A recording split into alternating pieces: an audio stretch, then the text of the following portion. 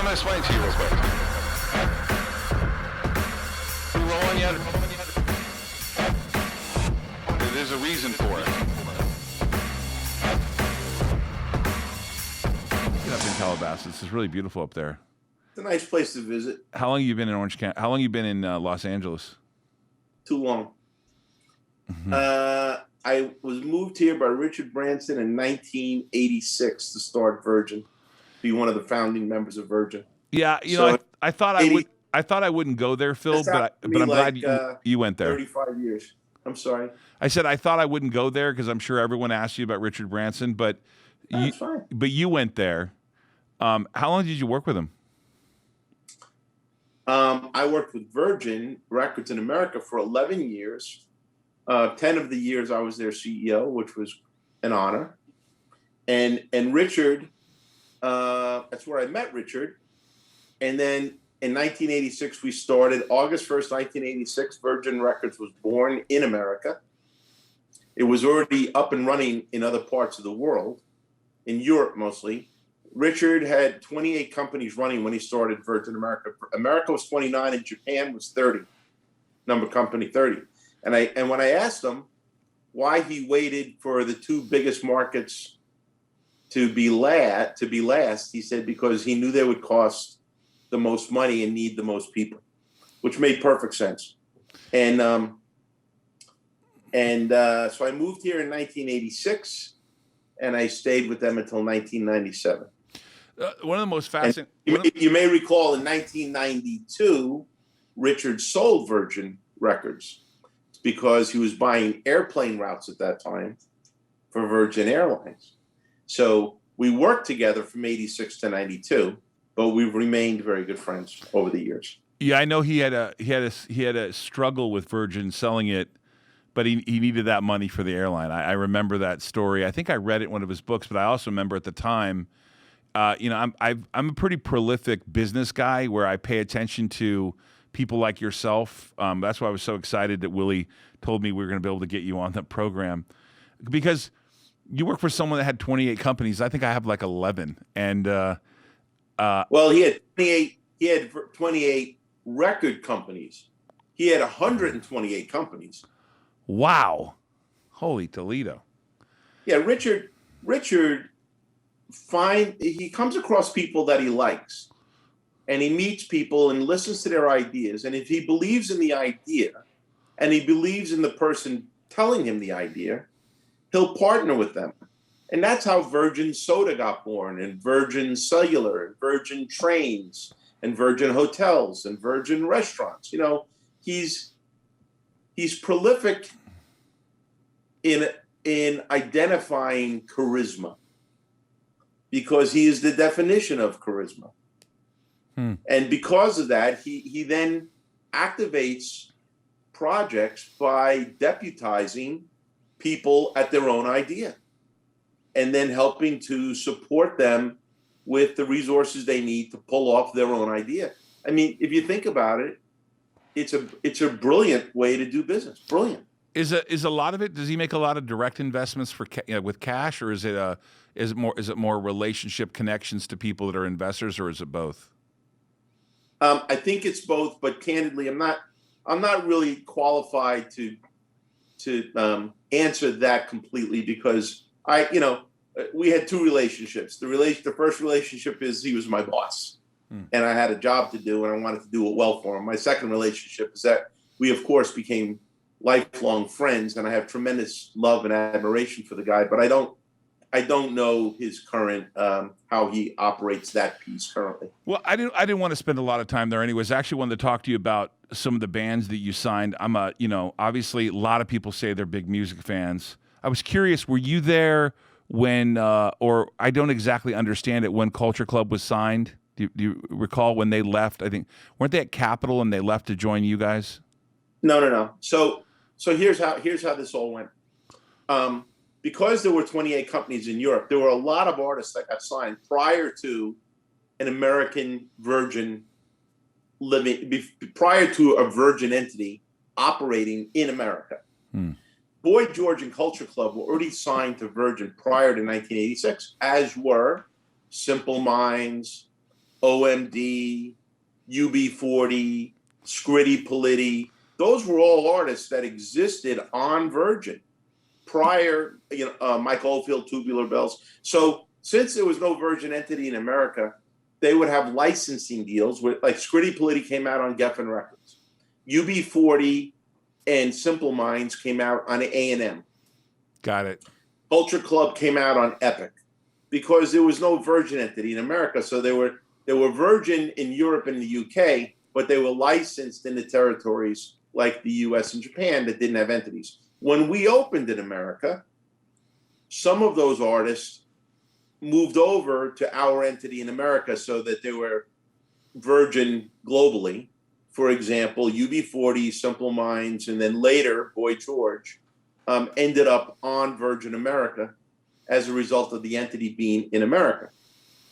Hey, for the average layman, when you get signed by a record company like Virgin, the ones you run, I believe you were at EMI. I mean, you've been at iconic brands. I mean, well-known record labels. Just with, I mean, it's a who's who of everyone in the world that you've dealt with. It's just amazing, actually. I am blessed. You are. I was.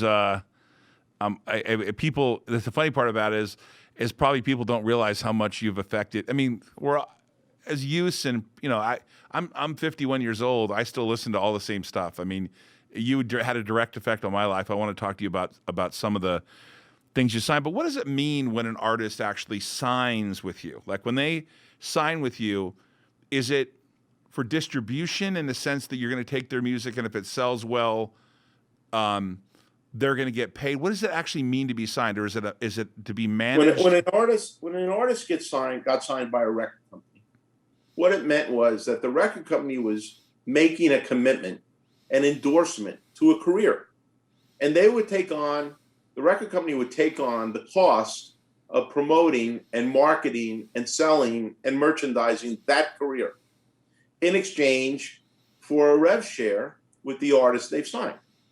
Now, over the years, you can sign an artist very, very early just because you love it, you believe it, and want to support it and want to grow it. And, I was involved with Supertramp as a very young guy. Breakfast in America. We put out 5 or 6 records before they had their first, what you would call big hit. I was, but then you, of course, have an artist like Paula Abdul, where her first record has literally 6 #1 hits on it. So those are the two extremes. But to answer your question, the mechanism is that you sign an artist, and the exchange is you're our artist, we'll represent you, we'll pay all the bills, and in exchange we'll have a rev share with you that in perpetuity, or however many years it is, we'll own the rights to selling and exploiting your music. Got it. So when I can't remember his name, when he bought recently the album, a bunch of the songs from Taylor Swift. God, I just saw him too last year. I can't remember the guy's name. Scooter Braun. Scooter Braun. Yeah. Yeah. When he bought the album collection or the record collection, and Taylor Swift wasn't able to buy that. When those records are produced under you or done with you, is there a period of time where the record label has rights to them, or it just? I mean, I guess the answer is this is wide open. You have the rights. It depends on the deal you make. First of all, we're talking about 2 different things, and you want to be clear on this. What Scooter bought were Taylor's publishing rights. Right.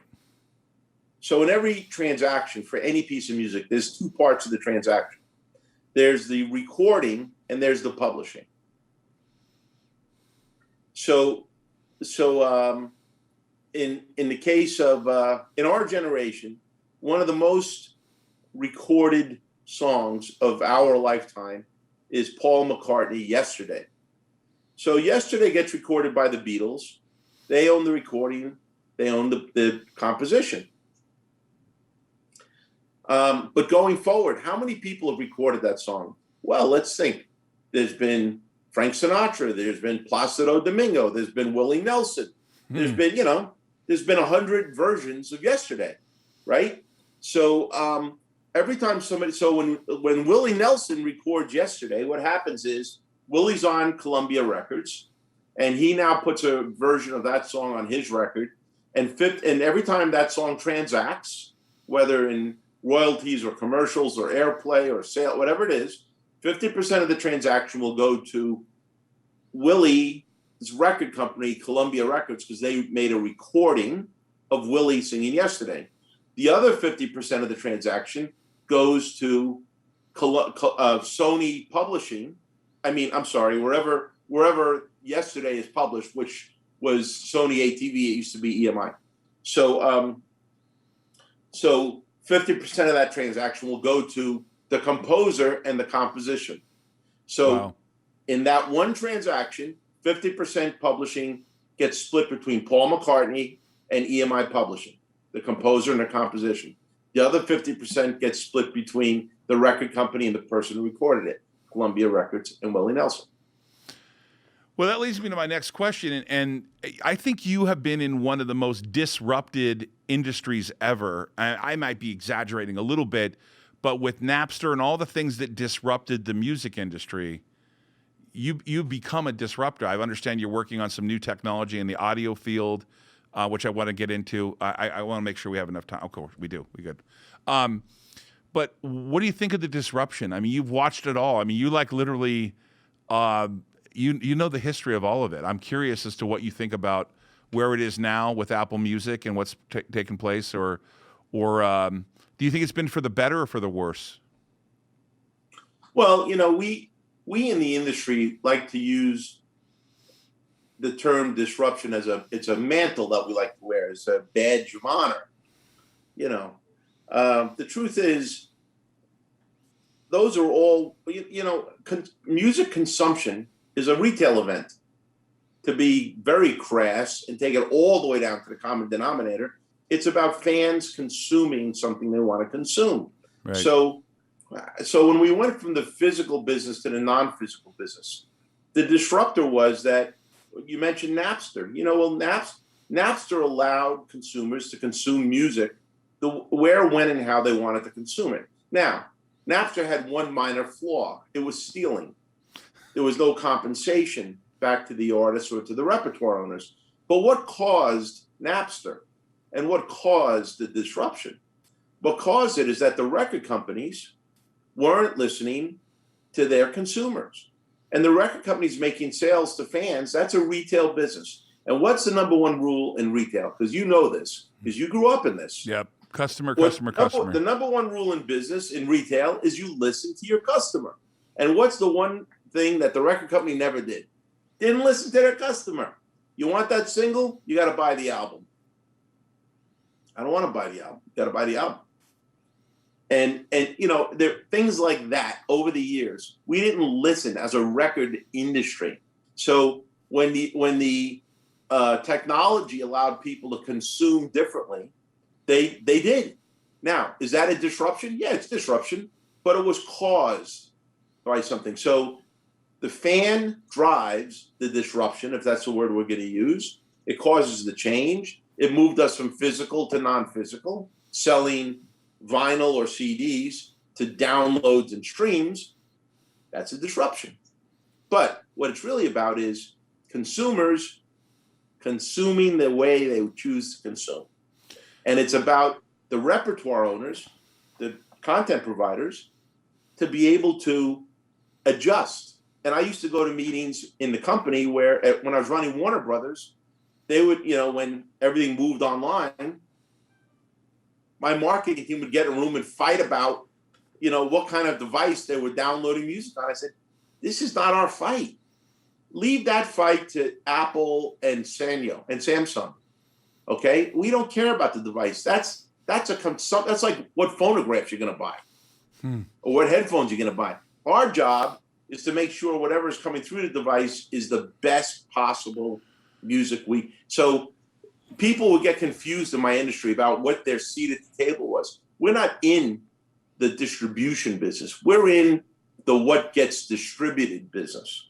That's where we have to be doing the best we can. Were you in the? I'm curious. You hear about this, and obviously some of them get exaggerated. But were you in the famous, or did you send someone to the famous Steve Jobs meeting? The whole "I got to sell this for 99 cents" kind of thing. Boy, you got some tricky questions, don't you? Well, I don't think Phil. I want to say this. I don't think people realize who you are, and when people see this, I'm excited for them to understand that there's a person behind this disruption. There are people out there like the way you've done. I mean, how many people would have loved to have been part of all the stuff that you've done that want to be in the music industry? And I want them to be able to hear directly from a legend's mouth what transpired or what you knew about it. It's very kind, Todd. I don't consider myself a legend, but it's very kind that you do, and thank you for that. The answer to your question is that there was a meeting where Steve Jobs had all the labels in a room, and he spent a day listening to us because it became evident that the way to defeat the Napster / piracy issue was to establish a way that a consumer could still consume online, but would pay for it. That was because up to that point, you were either buying CDs, or stealing online. Those were the two options. Apple was coming along saying, you know what, we need to sell telephones. And we think the way we're going to sell telephones is to allow people to consume music on our telephones. In theory, works for everybody. It's brilliant. We sat in a room as an industry, and Steve walked through what the model would look like in his eyes, and it sounded good. And of course, then it came to pricing. And you're talking to an industry at that point who sells a full CD for $10.68 wholesale, and you're talking to a guy who wants to go to 99 cents for a track. That's great. Right. So what does that mean to an artist? Well, the track, if you're selling it for 99 cents, it meant 33 cents to Apple, 33 cents to the company, 33 cents to the artist. So that's a tough equation for companies making $10.68 an album. Wow. So there was you're right, there was a meeting, and you're right, everybody was in the room, and you're right, Steve Jobs listened politely and engaged, sometimes not so politely, for a day. And at the end of the meeting, stood up and said, guys, I'm happy to see you all. I sell telephones. And I'm going to sell music on my telephones, and I'm going to sell it for 99 cents. And you can take it or leave it. He walked out of the room. Okay. So the fact of the matter is that there is, you can debate the pricing all day long, but at the end of the day, 99 cents for a track is better than nothing for a track. And in the end, the model works better because streaming, an artist makes on a per stream basis. This is something your listeners would be very interested to hear. But this is the problem with streaming. This is why artists don't love streaming. Per stream, an artist makes 0.0063 cents per stream. That's what their take is every time a stream goes out. So 0.0063 cents. So imagine if you're an artist, you need to sell a lot of streams to be able to go to lunch that day. Phil, I'm amazed to see I'm a huge Sarah McLachlan fan, right? Just a gigantic. As am I. I'm a gigantic fan. I have been a fan for a long time. Actually, Willie was nice enough to get me her. She signed an album for me for my 50th birthday. It was one of the greatest gifts I ever had. I mean, besides my kids and my wife. I mean, literally, when Willie gave it to me, I was emotional. It was like, because I'm such a fan. I went to see her Afterglow tour. Before I was going to get married, I was going to go to 29 events. My wife thought I was nuts, and I ended up going to 11. Sarah probably thought I was a stalker, but I wasn't. I just loved the music. And this is why I was so excited to interview you, because I love everything you've done or been part of. But I was watching, Sarah put out something about how much she streamed for the year, And so really in order for them to get paid, it looks like, which is probably the natural evolution, looks like sort of the top 5% make all the money and the bottom 95% streaming don't. Is that correct? Right. We were always an industry that was a 90-10 industry. The top 10% of the songs that were hits did 90% of the business in the industry, obviously. Right. But catalog has become much more important. And one thing that the digital evolution has brought in the last 20 years is that there's a much longer tail for a lot more titles. So you don't make, if you have an hit record and you got 500 million streams, no problem. But that's 1% of the 1%. Right. So how does everybody else make money? They make money when they tour.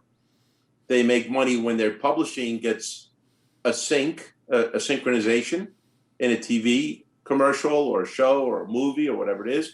But at the end of the day, making money with music involves a long tail. It's got to sell for a long time. You've got to have a healthy, exuberant catalog. That's how you make money with music in 2021. Hey, when I was younger, I followed a band called No Doubt. I grew up in Orange County. Gwen Stefani was the lead singer, and the reason I want to ask you this is because her story was interesting, and that is she was a ska band, and they played in local places in Orange County. We would see them, and by the time Tragic Kingdom came out, they had already did like 5 albums. And Tragic Kingdom was kind of like their last album. And now, by the way, I might not say this correctly, so I apologize if I'm wrong, but Tragic Kingdom became number 1 year after being released. And tons of songs on that album went to number 1 or in the top 10. And of course, she went on to be who she is today, Gwen Stefani, right? How often have you seen where artists will put out 5, 6 albums kind of on their last leg, something be out for a year before it comes number 1? Or is that an anomaly? I wondered, in your experience, if you can recall someone who you really liked that became big, but it took a long time to get him there. Well, 2 different parts of what you just said. One is, how long does it take before an artist could have a hit? Could there be a lot of music released before they actually have a hit? Then the second thing I think you said is, could you actually work a record for a year before it becomes a hit?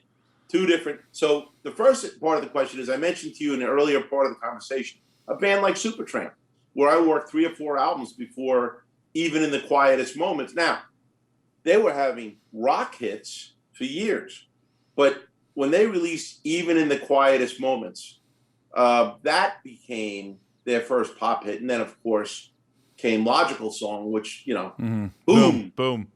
And off to the races we went with Breakfast in America album, which became an incredible I still success. listen to it today. I still listen to Breakfast in America. I have it on my phones. Love it. Wonderful. But, so when that record came out, I was, 22 years old and in my first promotion job. And, but the fact of the matter is, and there are countless careers like that take many, many releases for the hit. And that's a good example, though. But the flip side of your question is, it takes a very long time to have a hit, especially in America, and especially now. And the reason is because, in England, which is the size of Pennsylvania, they have the BBC. And if you have a record that goes on BBC and it gets a lot of airplay, that's a national radio station, as you know. And ba-boom, you're a hit. God bless you. Same thing in France. Same thing in Japan. Well, in America, as you guys know, there are 7,000 radio stations. And of the 7,000 radio stations, about 1,500 of them are music stations. And of the 1,500 music stations, about 500 of those determine what a hit is, whether it's pop or urban or country, whatever it is. Okay. And so the fact of the matter is, it's about, and we're a big country. We're a 3,000-mile country.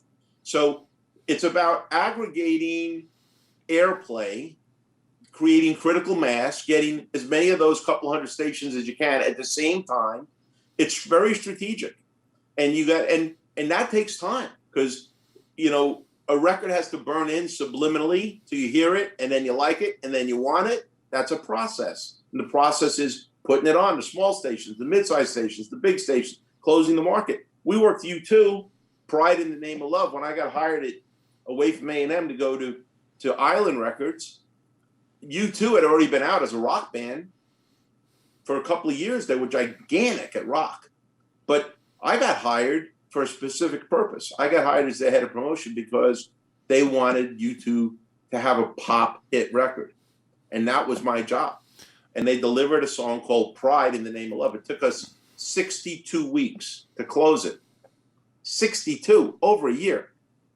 That's the good news. We got the record. Here's the bad news. It never got to be the number one record it deserved to be, or even top 5. It got in, I think, to number 6. And the reason is that the airplay from the guys who were there in the first 10 weeks of the record, that airplay had come off by the time the last 10 weeks of the record came on. So we never had the aggregated critical mass of the big hit record at one time to push it into the number 1 or 2 slot.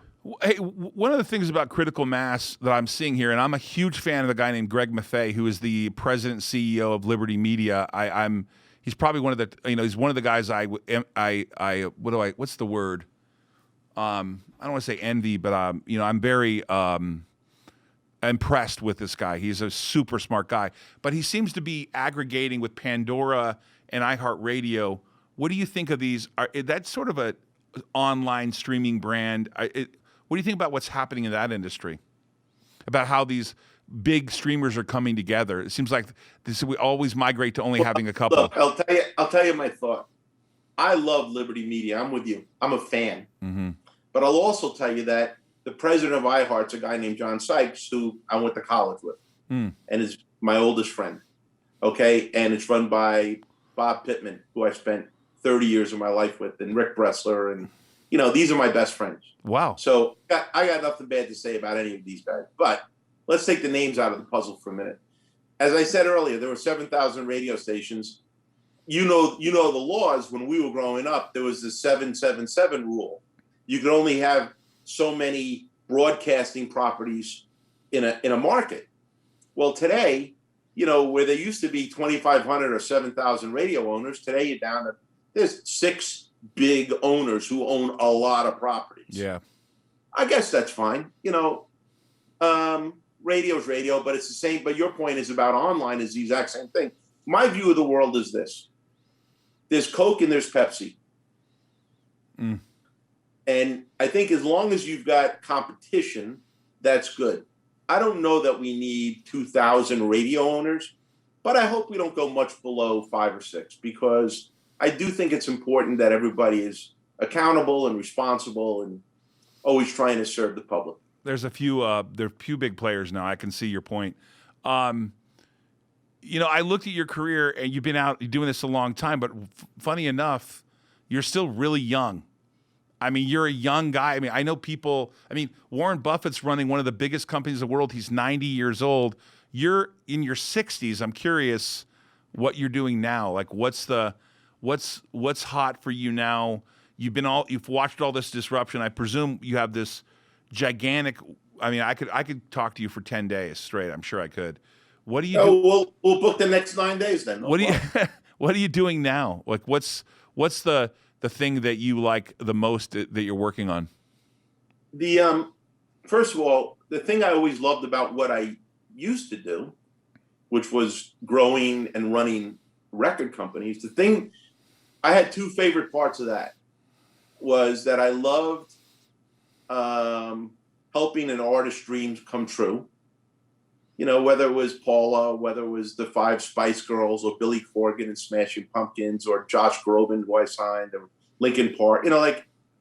The idea of looking into somebody's eyes and listening to their dream, and then actually being a part of bringing that dream over the finish line. I cannot impress upon you the satisfaction that comes with that. Okay. The flip side of developing artists is the other part that I loved is being able to mentor other people who loved what I loved. and being able to arm them with the proper heart and brain and work ethic that they could also do what I learned how to do. So in the last 20 years, the record industry has tanked, but the music industry has never been bigger. That's the bad news and the good news. So I feel bad for the record industry, but I'm thrilled to death for the music industry. So what I was able to do is when I realized that the record industry and I were going in different directions, we could spend a whole day on that, which I won't bore you with, but I wanted to embrace the two things that I love to do. And that is to work with artists and to mentor people coming through the music industry. And that's what I'm still doing today. I'm involved with two companies. One is called Hello Management, which has a music component that we're extraordinarily successful in with K-pop music. It also has a film component and a film and TV component and a music publishing component. And these are two brothers I met from the UK about 3 years ago. I met them in their early 20s. They're now in the ripe old age of their mid-20s. And I love their energy. I love their spirit. I see a lot of myself in them. So I get to exercise my mentoring need with them. But more importantly, we are deep into artist development in all those companies. And artist development is something that the record industry gave up for Lent 1 year and never went back. And the fact that, and I think that's the single reason the record industry is in a crapper, because investing in artists and developing careers, they don't do that anymore. They have hit singles, and that's fine. That's just my opinion, and it is what it is. Well, but the music industry is committed to careers, and so Hello allows me to be involved in mentoring and developing careers, which I care about. The other thing I'm doing is I'm very, very involved with a company called Virtual Sonics. I run a team over there that is a software company that is in developing virtual instruments. And we've just delivered the world's first virtual Steinway piano, which is absolutely magnificent. We are now closing a deal with the great Les Paul guitar estate, and we will do the same thing with them. In the context of developing virtual instruments, we got very, very involved with Sony about 1.5 years ago, who asked us to help them bring to market a project they were in for a long time called the 360 RA Spatial Sound. RA stands for Reality Audio, 360 Reality Audio Spatial Sound. It's not HD, it's not high def, it's not 3D, it's spatial. It's a 360-degree experience and sound that debuted 6 weeks ago, and we thought it would do well. It is exploding around the world with every creator. Producers, engineers, artists cannot get enough of it. Every record company signed up to be putting out their music in 360, publishing companies. All the DSPs now are doing it, Amazon, Spotify. I mean, it's very, very, very exciting. So but I'm not a tech guy. I'm a music guy. So the 360 piece helps me deliver something different and better for artists, which is my passion. And the Hello piece allows me to stay involved with developing young executives, young talent, and helping artists get their wish to come true. Well, I'm interested in following up on this spatial sound thing. It sounds amazing. I've obviously over the years we've seen things like THX and other sounds that have, right. When you're sitting in a movie theater and it kind of like blows you away that you can feel the raptor moving around you, or those are always amazing things. How did you get involved with that business? The two founders of Virtual Sonics are two brothers. Actually, I got all brothers. The Hello Group are two brothers from England, and these guys, the guys at Virtual Sonics, are two brothers from the Midwest, and one is an absolute technical whiz, Julian, and his brother Jeremy, I got involved with because Jeremy is one of the largest selling composers of all time with video game score and soundtrack compositions. He scored the entire he does all the Lucasfilm stuff, like did Harry Potter, did what's it? I'm going blank on. He's got so many big games, but he sold hundreds of millions of streams and copies of gaming. Skyrim was all him, which is one of the biggest video games of all time. Wow. If you listen to the music in Skyrim, it's extraordinary. So these guys are just wildly talented. They developed a lot of software for Roland instruments a few years ago. They came out of Roland 3 years ago, started this virtual instrument company, and then a year and a half ago, we got involved with Sony, who brought us into their 360 RA project and asked us if we would bring it to market for them, which is what we're currently doing, and it is a rocket ship. The last thing I want to do is waste your time, but I got to tell you, what is K-pop? I mean, I see it. I don't understand what it is. I'm 51 years old. What is K-pop? Very simple. The definition is Korean pop. Okay. It's pop music that originates out of Korea. Yeah, okay. Sounds simple. Yeah, it's that simple. So K-pop's been around for a very long time. It's been around for forever. I mean, 10, 12 years, long time. And but the reason it's exploded in the last 2 or 3 years, I'll give you my opinion on it, why I think it got in the way it did. You know, in America, if you were to follow the Billboard charts, every 5 or 6 years, pop music is either a little more rock, a little more urban, a little more rock, a little more. And if you laid it out on a piece of paper over 40 years of charts, what you would see is an actual wave of how the pendulum swings in American music charts, which is fascinating in its own right, if you care about that kind of thing, which other than me, probably not many people do, but that's me. And but music, what America loves subliminally in their ear is pop music. They love, what are the components of music? Harmony, melody, rhythm. Okay, those are the three things that make music music. And over the last few years, pop music in America has become a little stale, in my opinion. It all sounds the same. It all sounds synthesized. The names change, the voices change, but not so as diversified as what we've grown up with. Let's just say it that way. Sure. So the fact of the matter is that there was an opening for K-pop because we all grow up we know what our ear knows what pop music sounds like and knows what it likes and knows what it gravitates to. And it's, when rap music first exploded in the early 90s, right? I like rap music. I'm selective about what I like. I understand it, but I don't go home and listen to it every day. But I understand it and I respect it. When I was living in New York in the early 90s, and rap was huge. Mm-hmm. And I was getting in taxi cabs, and every time I got a taxi cab, it occurred to me that the guy had a country radio station on. And these were guys from India and Iran and Mexico, and I'm thinking, I am missing something here. What is going on?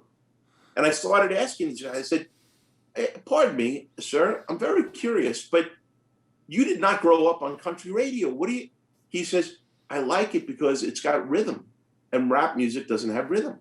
And it started to occur to me, we grow up with certain things in our ear and in our brain that are appealing and appeasing to us. It's rhythm, it's melody, right? It's harmony, those kind of things. And when we don't hear those things, we look for them. We go up and down the radio dial, or we switch the streaming, or whatever we do.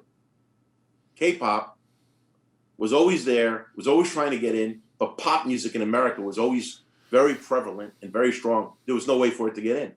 When pop music became stale, in my opinion, 3 or 4 years ago, K-pop flooded into the market.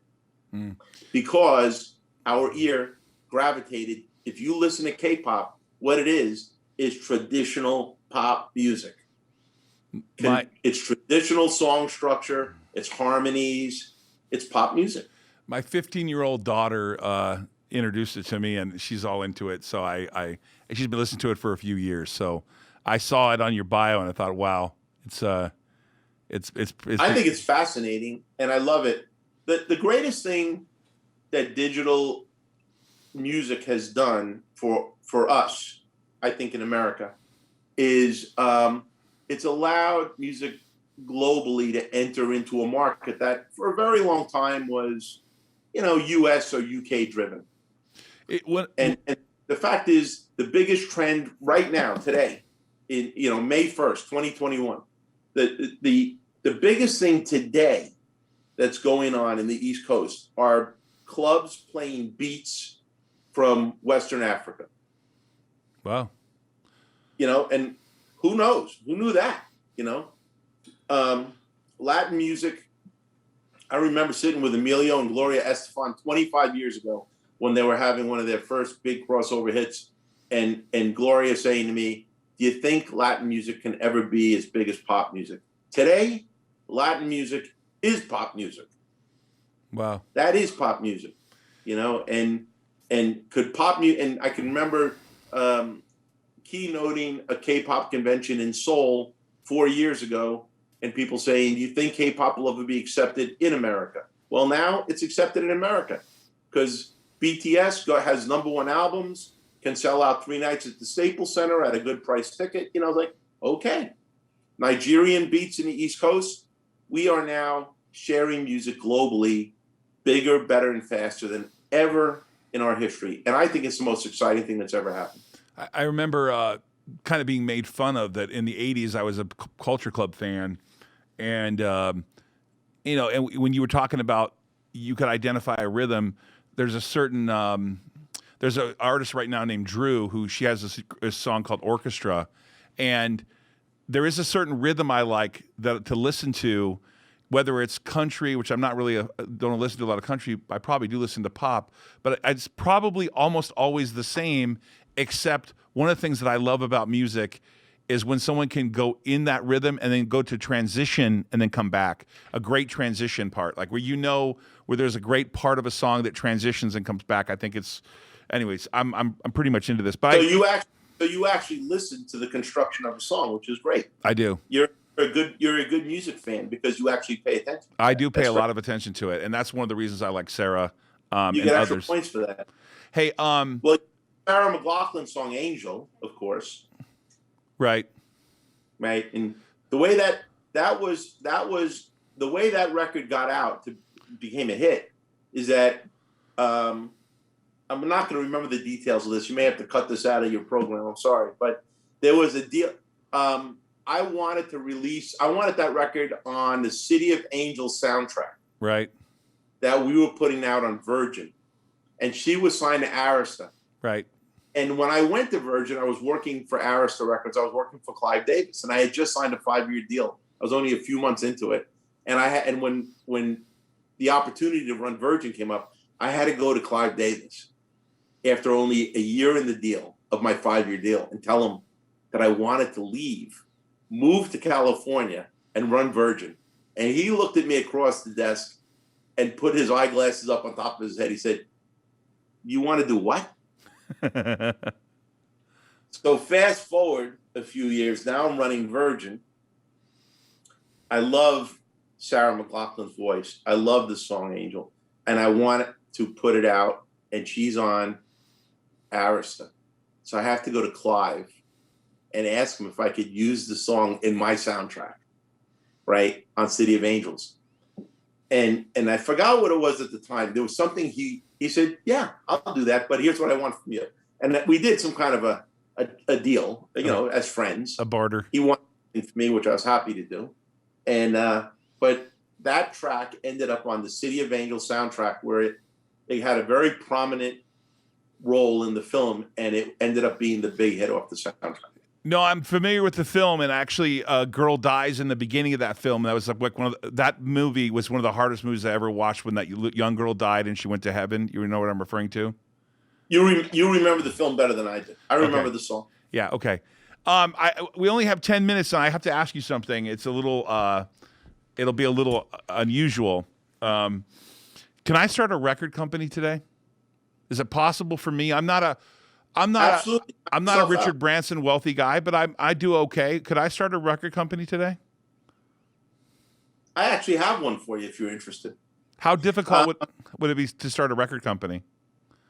Well, that's the better question. It's not difficult. In fact, the answer to your question is the good news and the bad news.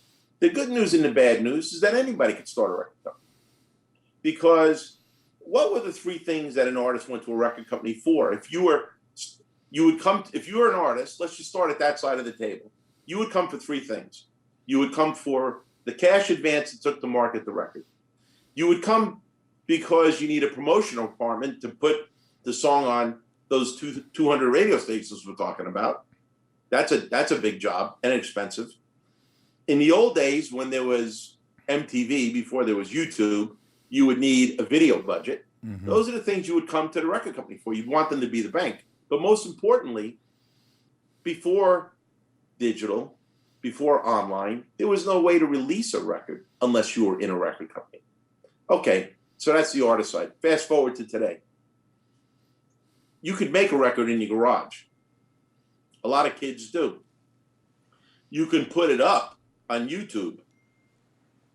You can put it up on any DSP and you'd be in business, right? So you're a record company. I made a record. I put it out. You're a record company. That's the good news. Here's the bad news. You and a million other people did that yesterday.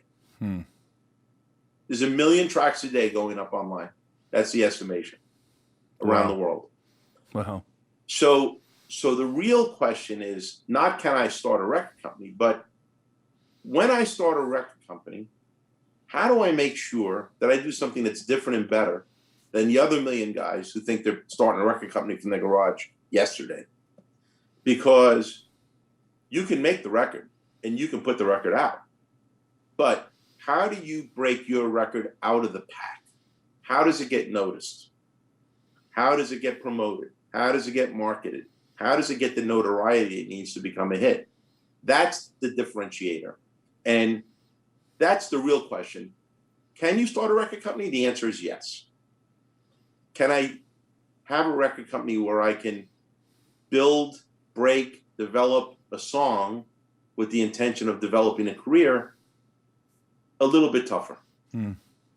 What about publishing rights? I mean, are you still a fan of that model? Scooter bought Taylor's, and apparently Taylor's re-recording some of them now after 5 years, and some nonsense about that. I think it's better for me not to comment on that particular transaction because it was very controversial for a lot of reasons.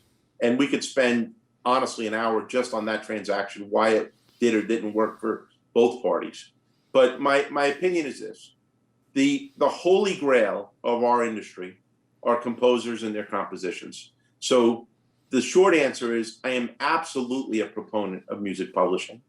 I am absolutely a staunch supporter of artist rights because artists deserve to have their art properly paid for and appreciated, which whether that means a hit record or whatever it means, or a track that gets recorded 300 times by 300 artists. The short answer is absolutely, I'm a proponent of that. But I also think that there are more opportunities for composers today than there have ever been, and it's probably as harder been as it's ever been to develop and grow those rights and to grow those revenues.